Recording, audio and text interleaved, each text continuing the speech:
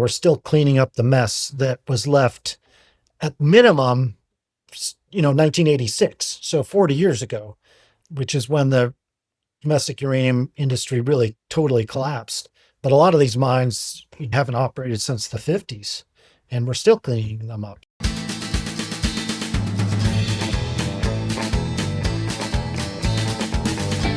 Welcome to The Landscape, your show about America's parks and public lands. I'm Aaron Weiss with the Center for Western Priorities in Denver. And I'm Kate Groetzinger in Salt Lake City. We're trying something new today, which is putting this podcast out as a video. So if you want to watch us chat, check out the show notes for a link to the full episode on YouTube. Today on the podcast, we're doing a deep dive into uranium with the man who knows it best. That's Land Desk author Jonathan Thompson. We ask him whether all this uranium hype is indicative of a boom or a bubble, and what it means for public lands and people in the West. But before we get to that, let's do the news. President Trump has announced a new pick to run the Bureau of Land Management. It's Steve Pearce, a former congressman from New Mexico, who really dislikes our public lands. Steve Pearce is a former Air Force pilot. He owns an oil field services company in New Mexico. They fish lost tools out of oil wells. Nice work if you can get it. Somebody's got to do it.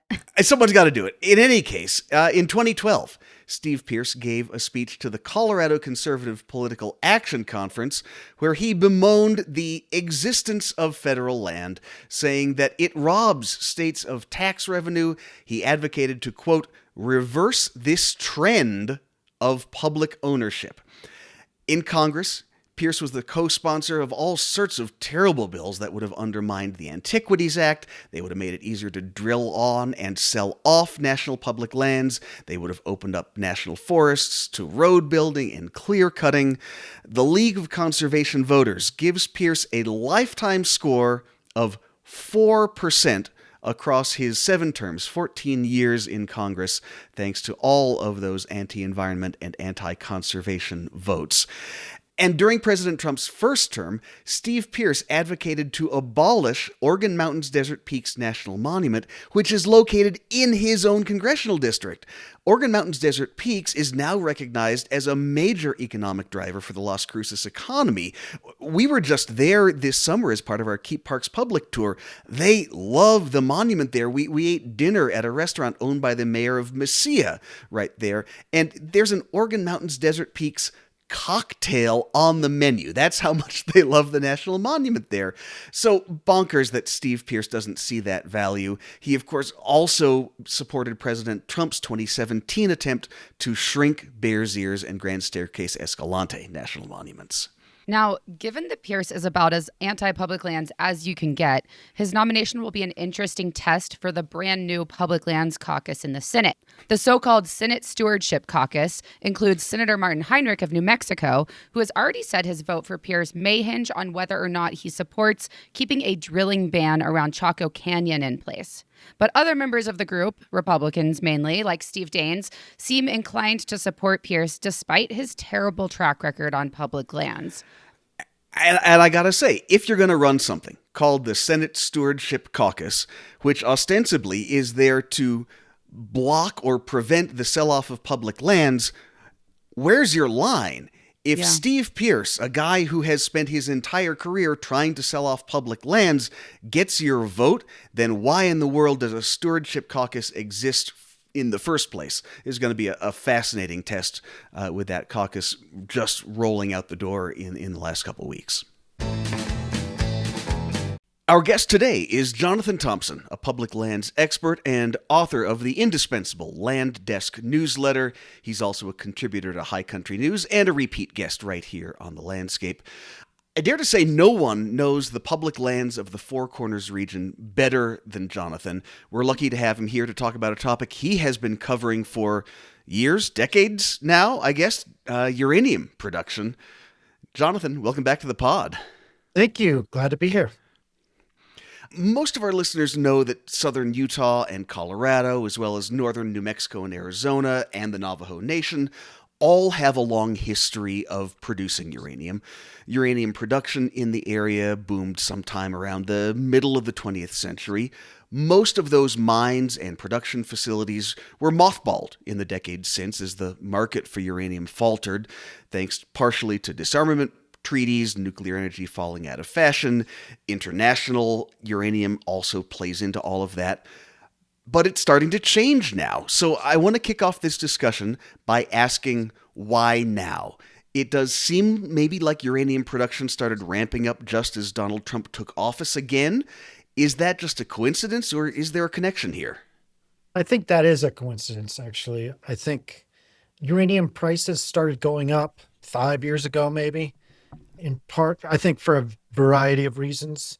But then, really, when the Ukraine war started and people started talking about we don't want to get our uranium from Russia anymore, or Russian owned companies, which includes anything mined in Kazakhstan and those places.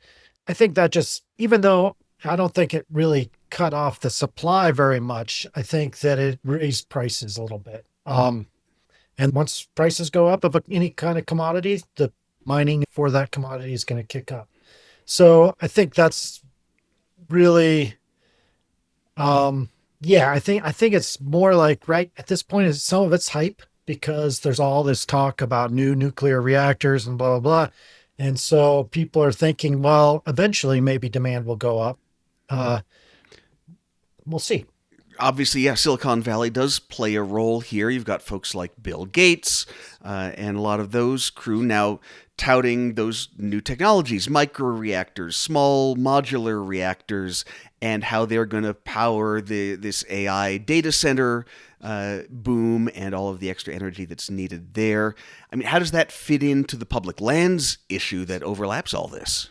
I guess to give some context, currently all the reactors that are running in the United States are big, huge, full-size nuclear reactors, conventional reactors.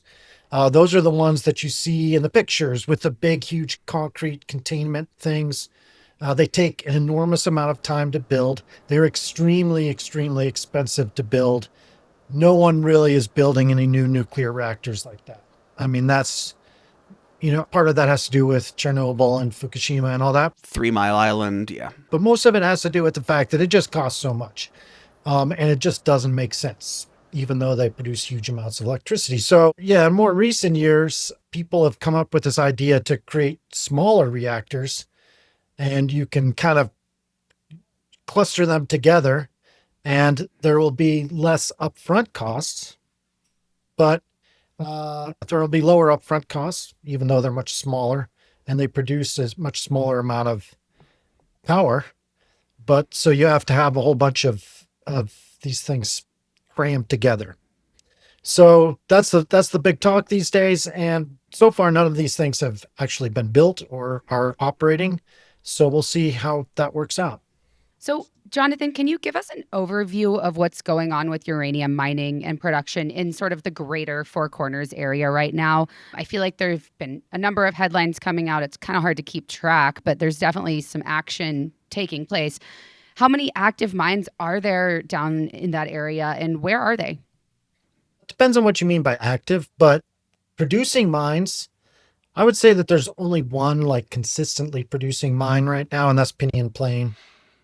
Down by the Grand Canyon. Normally, we call it Canyon Mine. They changed the name because they didn't want to associate it with the Grand Canyon because that's bad PR. But that's the only one that's actually producing ore consistently and shipping it to the mill. LaSalle, there's some mines in LaSalle that Energy Fuels also owns. They're the ones who own Pinyon Plain. They own the mill. They are, I believe, getting close to producing ore. Maybe they're producing a little bit of ore. But it's not really consistent. And other than that, it's kind of like another one, the Sunday Mine Complex in Western Colorado. They just shipped some ore to Energy Fuels, to White Mesa Mill, but I think it had been sitting around there forever, like it was stockpiled ore. That finally the prices are such that they can send it and it makes sense. So there's a lot of hype going on. A lot of people are doing exploratory drilling and reporting their their results. And we found this much uranium here and there. There's a lot of mines where they're starting to work on them to get them back to production, but they're not producing yet. So, yeah, we're kind of in that area where something might be about to happen or not. And we'll come back to that bubble or boom question in a little bit. But I do want to stay on Pinyon Plain while we're talking about it, because, of course, that is inside the Bajnoavjo Itakukveni National Monument that President Biden protected. The mine was already there when the monument was established, so it's grandfathered in. So what's the deal with all of the other mining claims in that area? Are they grandfathered in? Are there more claims inside Bears Ears? And how do the national monument protections intersect with the mining law of 1872 that still governs uranium to this day? Yeah, so when you put a national monument on a piece of land, what you do is you withdraw the public land from new mining claims. However, all active valid claims are grandfathered in. The key word there is valid claims. All you have to do to keep a claim active, I mean, first of all, we'll step back a little bit. Under the 1872 mining law, all you have to do to make a claim is to go out there, find a place where there's not a claim already, mark it, locate it, they call it, and go to your BLM office and file it and pay your $165 fee. And then you have a mining claim. And that is an active claim as long as you pay your $165 fee every year. It is not valid, though, until you prove that it has some valuable minerals or mineable minerals in it. And so some people can keep these mining claims for years and years, and they're active, but they're not necessarily valid. So then a national monument comes in, and you withdraw the land, but you grandfather in those valid existing active claims. And there the trick comes in is if somebody decides they want to mine that claim, they're going to have to prove that it's valid. And once it's in a national monument, that is a much more onerous process than it would have been if it wasn't in a national monument. So that actually happened in Bears Ears. There was this family basically from Moab that they kind of do this. They go out and stake claims all over the place, speculating. A lot of them they end up selling, but they did some in Bears Ears during the shrinkage. And then when it was expanded again by Biden, they went and said, okay, we want to mine our claims. And the BLM said, fine, but you got to prove that they're valid. And in order to do that, it's going to cost you probably $100,000. And they never went forward with the process. Instead, what they did is they joined a lawsuit against the Biden administration trying to reshrink the monument. So in the case of the Grand Canyon, the ancestral footprints in the Grand Canyon National Monument, same thing. You know, there's Pinyon Plain Mine, which obviously was a producing mine or an active mine even before the National Monument was created. So that was already kind of validated, if you will. But all these other claims that are out there, not necessarily. It's not like people can go in and just start mining those claims really easily. It's going to be a challenge. And what does 1872 mining law say about cleaning up after yourself? Obviously, we know there are tons of existing abandoned uranium mines on the Navajo Nation scattered across southern Utah as well. The state of New Mexico just said it needs at least $100 million to clean up abandoned uranium mines. Are we headed for the same outcome this time around, or has anything changed that would make these companies have to be better actors this time around? Well, the 1872 mining law has not changed, and it has nothing in there about cleaning up. What has changed, I mean, I guess the 1872 mining law is sort of the overarching thing that guides making mining claims and things like that. But the BLM has its own rules, and it has to go through NEPA in order to approve these mines. And they also require reclamation bonding. of a certain amount. And so there is much better framework in place to deal with reclamation. What's not in place, though, is that the 1872 mining law, what it does is it says you can mine as much minerals as you want and you don't have to pay any royalties on it. And so there is no mechanism in there to raise money to later pay for reclamation. The only way you do it is through reclamation bonds. And when you look at them, I mean, it's crazy how low they are. It's just like with oil and gas drilling. It's in the tens, maybe hundreds of thousands of dollars for a big mine, and it's going to cost millions to clean it up. So if the mining company, again, like before, if they decide, you know what, it's not worth it to stick around, we're going to sacrifice our $100,000 bond or whatever, then it's going to be left to the taxpayers again. And then it probably won't happen for a long, long time. Just like, yeah, like you say, we're still cleaning up the mess that was left at minimum, 1986. So 40 years ago, which is when the domestic uranium industry really totally collapsed. But a lot of these mines haven't operated since the 50s, and we're still cleaning them up. So that needs to be fixed, I think. Yeah, I'd say. So we talked about claims, active claims inside of monuments, but what about active claims outside of monuments on regular BLM land? Specifically, I want to talk about this Velvet Wood mine, which is located on BLM land outside of Moab, and it recently received a fast-tracked permit from the federal government under a new process implemented by President Trump. Can you explain how that process works and what's and there's something also going on with state permitting for that mine, right? They kind of breezed through federal permitting, but now there's state permitting to reckon with. Well, the Trump administration made an energy emergency, and under that, Doug Burgum, the Interior Secretary, created this streamlined permitting thing where if normally they would have done an environmental analysis, they have to get it done in 2 weeks. And if they were going to do an EIS, environmental impact statement, which is more comprehensive, they have to get it done in a month, 28 days, something like that. I mean, it's some insanely short timelines. Yeah. Yeah. And so so this one was one of the EAs. So they said 14 days, you got to get this thing done. So the BLM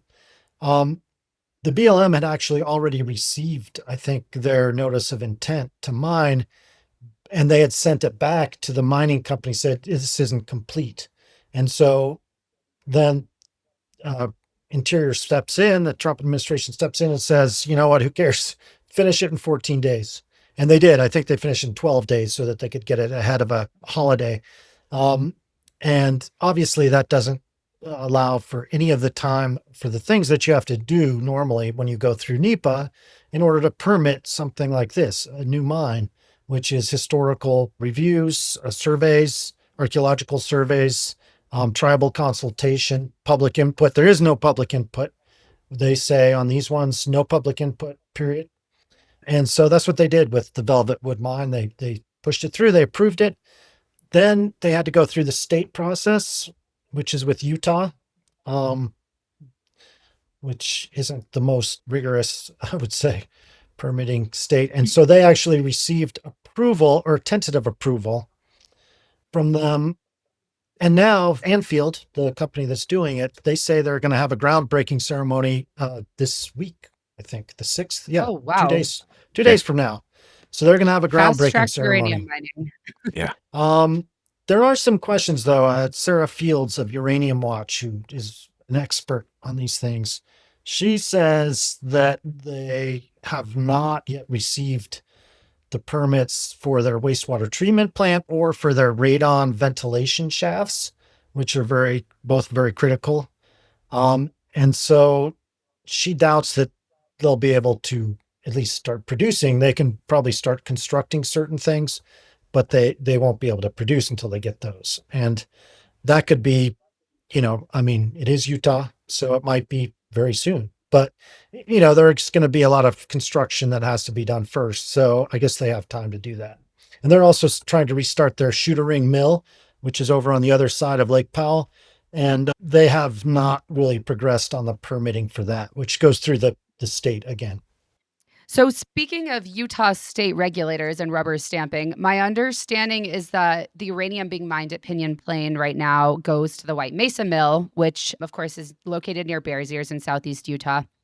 Um, Without getting too deep into the weeds, because there's a lot we could say about the mill, what is going on at the mill these days now that it's actually got some uranium to process? Yeah, I mean, the White Mesa Mill is the only active operating mill in the United States right now.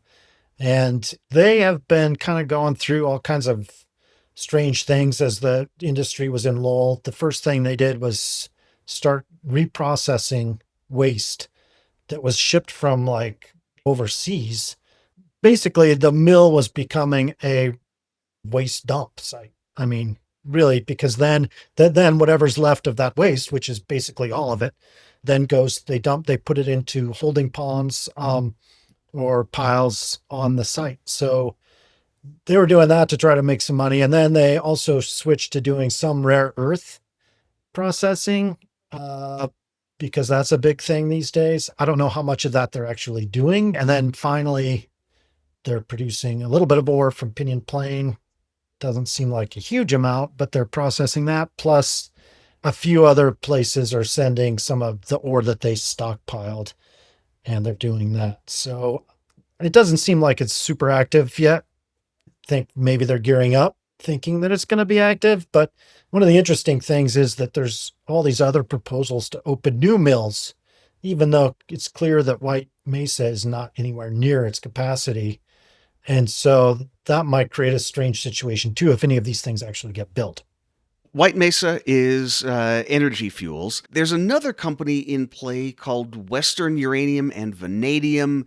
Their headquarters is in Nucla, Colorado, was once one of the biggest uranium hubs in the West, and then it became a Superfund site.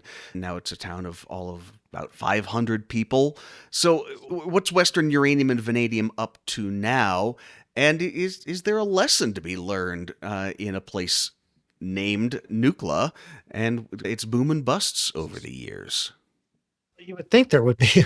I don't think they've learned. Well, not all of them have learned the lesson. That Western Uranium and Vanadium is run by this guy, George Glazer, who has been in the industry for a long time and has been talking about mining for a long time, but hasn't actually done all that much. His company proposed building a mill in the Paradox Valley in western Colorado, not far from Nucla, during the last so-called nuclear renaissance, which never really happened. And they ran into huge opposition because Nucla and that whole area is called the west end of San Miguel County and Montrose County. San Miguel County is the home of Telluride. So you've got a pretty strong environmental community. They pushed back very hard, and ultimately that mill was never built. But now he's revived it and says they're going to build it. And clearly it'll run into the same opposition, if not more. Plus, he's trying to reopen some mines in the area. And, they sell it as this big economic boon, but it wasn't that long ago. It was 2007, basically, until 2012 or so that the last boom happened, and it didn't happen. So I feel like I had this question slotted for later, but I feel like it's coming up now. So let's talk about it. Boom or bubble. There's, like you were saying, these companies send out these press releases trying to sort of like garner investors and investment excitement, and they make it seem like there's really a lot about to happen. But from where you're sitting, having watched this industry for years, what are you thinking? Is this really the start of a boom, or do you think it's another sort of speculative bubble? A lot of that depends on kind of what happens in the bigger world. So if a lot of these small modular reactors, if this does happen, where they're building all kinds of reactors to power data centers all over the place, that's going to create more demand. And so that could keep prices high, in which case, yes, there could be a boom. The other side of that, though, is that when prices do go up, then places like Canada Australia, Kazakhstan, eventually this Russia-Ukraine conflict will be over and maybe things will be normalized with them. Places that have been producing the bulk of uranium, they're going to be ramping up their production as well because they want to take advantage of high prices. And the US industry just isn't as big as those places, and they don't have the capacity. So there's a good chance that even if prices do stay high for a while, that US mines might start ramping up, but then the same thing will happen that happened back in 1986, which is essentially that it becomes globalized and these other people start producing more and they glut the market and it's no longer profitable to do so in the US. So it's going to really depend on whether, I think a lot of it actually depends on data centers. If in fact, data centers do need as much electricity as people are projecting right now, which is this insane amount, then you're going to need all kinds of ways to power them. And that would probably make it worth it to build some of these small modular reactors or micro reactors. The thing about them is that they're also super expensive to build. They're smaller, so they take less upfront capital. But the fact is that they don't have the economies of scale of a normal conventional reactor. So ultimately, the per megawatt hour cost is just as high, if not higher. One of the issues at play internationally, as I understand it, is that the American uranium that is coming out of the ground in Arizona and Utah is just a lower quality, less pure uranium than what's in Canada, Kazakhstan, Australia. And as a result, if they decide to start increasing production, it doesn't necessarily help the economic situation with American uranium, at least in terms of production, because then you still have to spend more money refining it to get it to the place where that foreign uranium is starting out. Yeah, I think that's partially true. I think, actually the stuff around the Grand Canyon is pretty high grade uranium, but it's in this form that it's in like these trees, they call it. And it's not in a form that can be mined in the same way that a big, like in a giant strip mine or an open pit mine. And so it's less efficient basically to go after it. And that's compared to other places. So yeah, I think that's kind of true. That's why it all collapsed before, really. So there's going to have to be some kind of big shift in order to make really like a uranium boom in the United States. Hmm. Well, talking about sort of putting a thumb on the scale of the market, I remember last time around with Trump in office, he was sort of fiddling around with adding uranium to like the critical minerals list, fiddling around with, increasing the U.S. weapons stockpile and sort of creating this demand for domestic uranium production. The governor of Utah has really made nuclear sort of a pet project of his, and the Trump administration seems pretty pro-nuclear. Do you think that there's any risk that these sort of pro-nuclear, pro-uranium government officials are able to falsely prop up the market? Yeah, they certainly could. If Trump wanted to, he could just put giant tariffs on uranium, on all imported uranium. Then he would get pushback from the people who run the nuclear reactors because then their Yeah. costs are going to go up. And And the so, data centers. yeah, exactly. So it's this weird, it's just like oil prices. Like, oh, I want the prices at the pump to go down, so I'm going to tell Saudi Arabia to pump a whole bunch more oil. And then the oil industry, who's, Trump's biggest benefactor, they're like, no, don't do that. That screws up our profits. And so, yeah, you got this push and pull kind of thing going on. So there is certainly, yeah, that I'm sure they will subsidize some of this. All of this experimental reactor technology is being heavily subsidized by all administrations, since the Obama administration. They've been pouring money into this stuff. And certainly the streamlining, the permitting is one way. That's a regulatory subsidy. They're propping up the industry by doing that. So there are things that can be done by state governments and the federal government, certainly to push this industry to kind of come back. But it does have a long, long ways to come back. And it's not a huge industry, so it doesn't have that much political heft like the coal industry does. A lot of hype, but not a lot of heft. The elephant in the room when you're talking about nuclear is, of course, then the nuclear waste. What gets left over after you've generated electricity, what's left over after you've done the mining. Yucca Mountain was going to be the solution in Nevada, and obviously that's not happening. So where is the nuclear waste going right now from all of the nuclear power plants that are still running?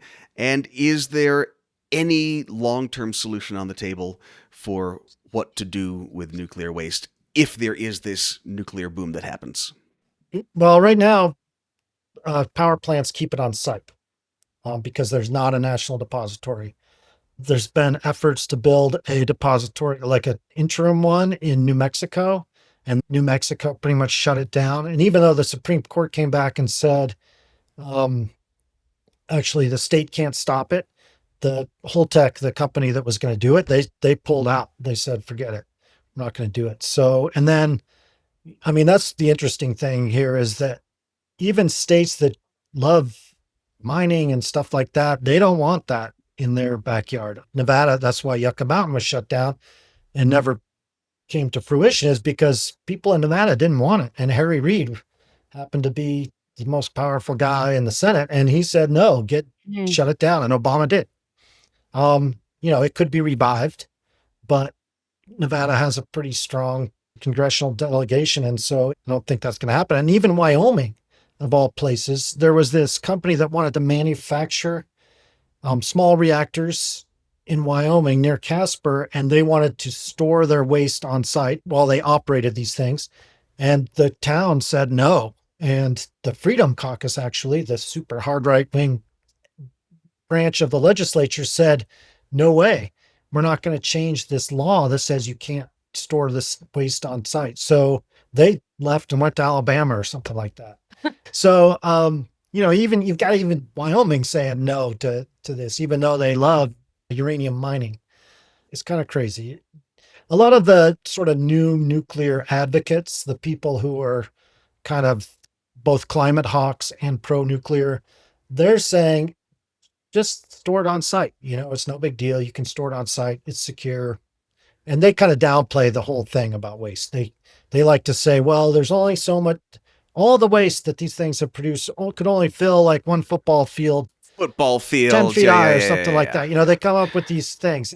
But what they totally ignore is all the waste that's created by uranium mining and uranium milling and uranium enrichment and everything that leads up to when it's actually burned in the reactor. And that's a huge amount of waste. It's also radioactive. It's also got heavy metals in it. And that stuff, that ends up either right outside the mine, where it can leach into the water table. It ends up right outside the mill, which is the case at White Mesa. And that could cause problems for especially the Ute Mountain Ute, who have a community right next door to that. It could end up in their water. So yeah, that's the big problem with nuclear power, really, is the waste. And they haven't come up with a way to solve it. And these new fangled reactors produce just as much, if not more, waste per unit of electricity that they produce. So once again, it kind of looms over the whole industry and the whole thing, and it might be the thing that actually keeps it from happening. Yeah. Yeah. I want to just sort of take that thought and spin it out a little further, which is that these companies like Energy Fuels has been on, over a year-long sort of PR campaign almost, trying to convince people that uranium mining is safe now. Like, it used to suck, but now it's totally fine. Like, 21st century, we're modern. Similarly, I think that the folks, like you were talking about, downplaying the waste, they're saying, don't worry, like, it's going to be different this time around. We're so much smarter and better. But what it comes down to is, the companies who are running these mines, there's a level of just their trust in that they're doing the things they say they're going to do. And then the regulators, actually enforcing these things. I'm sure that it's safer than probably it was in the 1950s. But the LaSalle mines, for example, they were cited not too long ago for various safety violations. I think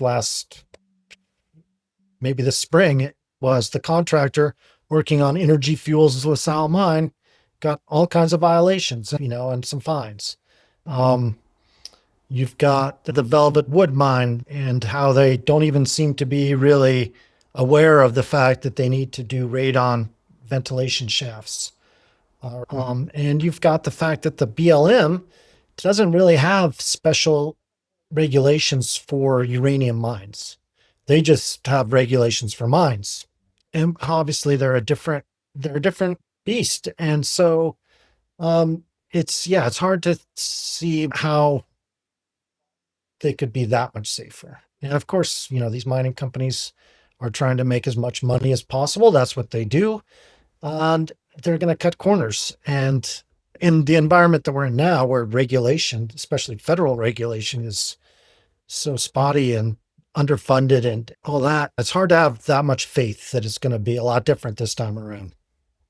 Well, I think we'll leave it here. Jonathan Thompson, author of the Land Desk newsletter, as well as a contributor to High Country News. It's always great to have you here on the pod. Thanks for being here. Yeah, thank you guys so much. It was great. Here's a little good news to end this episode. Furloughed park rangers from Muir Woods National Monument have started teaching nature lessons to elementary and preschool students around the Bay Area, according to reporting by the Los Angeles Times. The rangers are paid almost $200 an hour by schools for on-site presentations about redwood forests, salamanders, banana slugs, and other topics. The program is a win-win for the schools and the rangers, who get to share their knowledge and, more importantly, get paid while the federal government remains shut down.